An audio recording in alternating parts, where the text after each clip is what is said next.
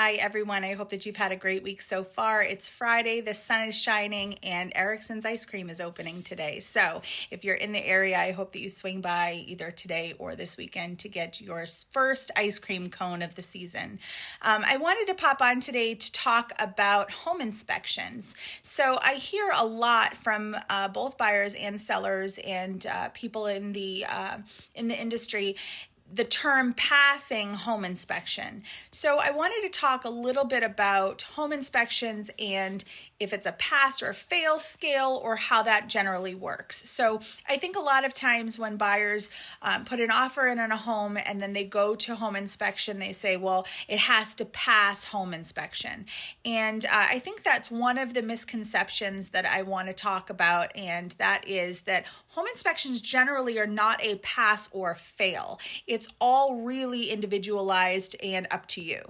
So when you do a home inspection and you get the results of the home inspection, many times you will be following around as the buyer a home inspector at your potential property that you are in the process of purchasing.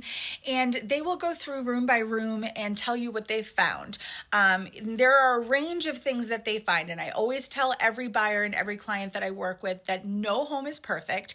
You're gonna find something. So it's generally a range of, this is wear and tear, or this is something that really is a safety issue and needs to be fixed right away.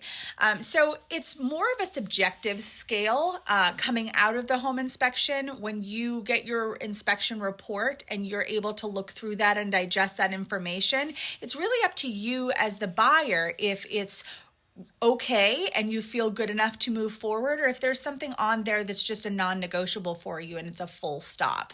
So it's generally a comfort level of you, the buyer, of whether something passes or fails.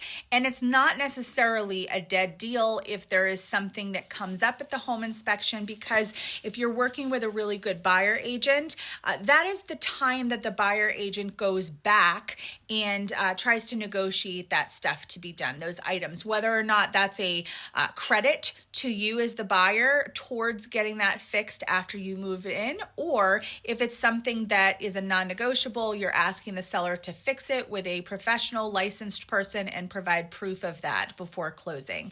But as far as when somebody says pass or fail, unless it's something with a septic system or a radon level or something that is specific standards of being outside the normal limits, it's not really a pass or fail scale for home inspections. It's subjective.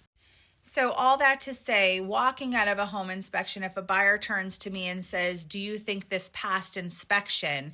I can give my opinion on the 18 years or so that I've seen home inspections of whether or not it's a red flag. There's a lot with this one that we should probably cautiously look into, or, well, this is a really good home inspection in my experience. Let's try to see if we can get some items buttoned up for you. But as far as a generalized, in a normal situation, pass or fail, that's not really the thing, or a thing, I should say. So it's really subjective. It's on your comfort level as a buyer, or whether or not you go into something and stick with it and say, I can live with that, or these items are going to be addressed because we've had a home inspection. We go into it eyes wide open, or if there's some non-negotiables that you're just not feeling good about, that pass or fail is really up to you.